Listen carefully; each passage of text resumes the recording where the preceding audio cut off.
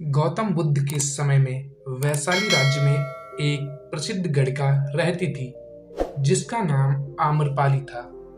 वह बहुत सुंदर थी और उसे नगर वधु घोषित किया गया था, यानी पूरे शहर की पत्नी। आम्रपाली इतनी सुंदर थी कि उसके महल के द्वार पर सदा सोने के रथ खड़े रहते थे। यहाँ तक कि महान राजाओं को भी उससे मिलने के लिए इंतजार करना पड़ता था।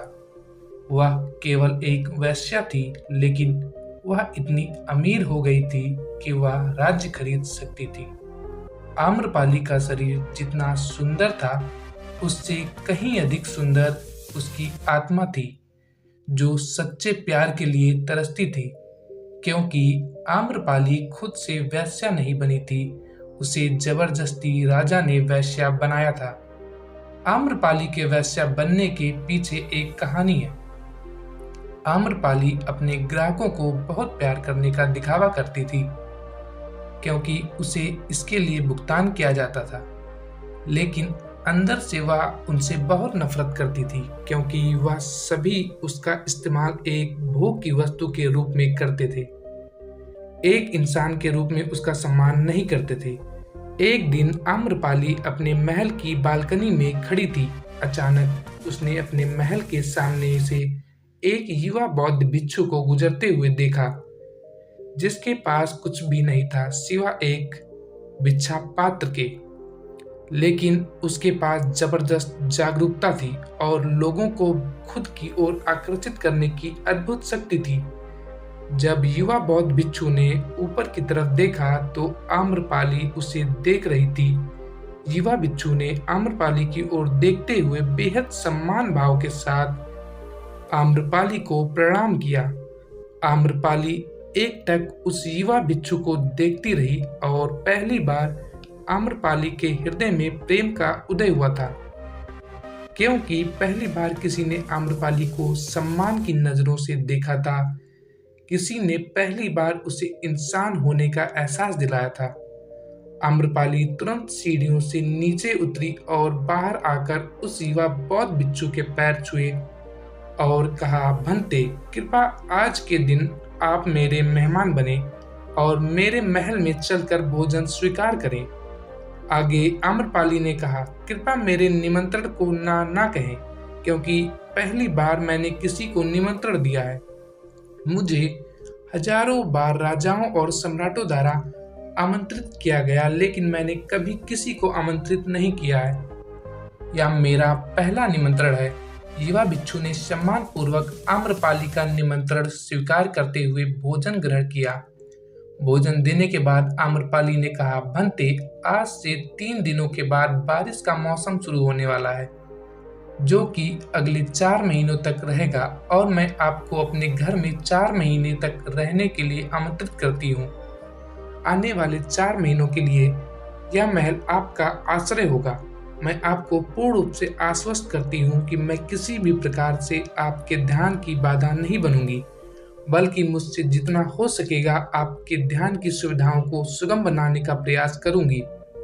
दरअसल बौद्ध भिक्षु साल के 8 महीने गांव-गांव घूमकर बौद्ध धर्म का प्रचार करते हैं और 4 महीने वहां एक ही स्थान पर रहते हैं, जहां उन्हें आश्रय मिल जाता है। युवा बौद्ध भिक्षु ने कहा, माफ कीजिए देवी, लेकिन इस विषय में मैं स्वयं निर्णय नहीं ले सकता।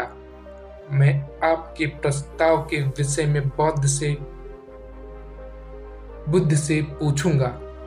अगर वह मुझे अनुमति देंगे तो मैं आपके महल में आश्रय अवश्य ग्रहण करूंगा।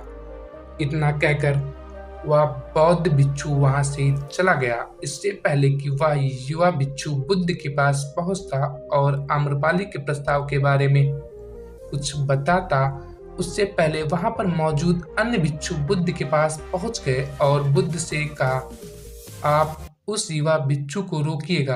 आम्रपाली ने उसे 4 महीने रहने के लिए अपने घर बुलाया है। आम्रपाली एक वेश्या है और एक भिक्षु एक वेश्या के घर में 4 महीने रहे, यह सही नहीं है। इससे हमारे संघ में गलत संदेश जाएगा। बुद्ध ने कहा, कृपया आप लोग शांत हो जाएं और उस भिक्षु के आने की प्रतीक्षा करें। थोड़ी देर बाद वह युवा बिच्छू बुद्ध के पास आया, बुद्ध के पैर छुए और उन्हें पूरी कहानी सुनाते हुए कहा, बुद्ध, नगर की एक आम्रपाली नाम की महिला ने मुझे बारिश के 4 महीने अपने घर पर रहने के लिए आमंत्रित किया है।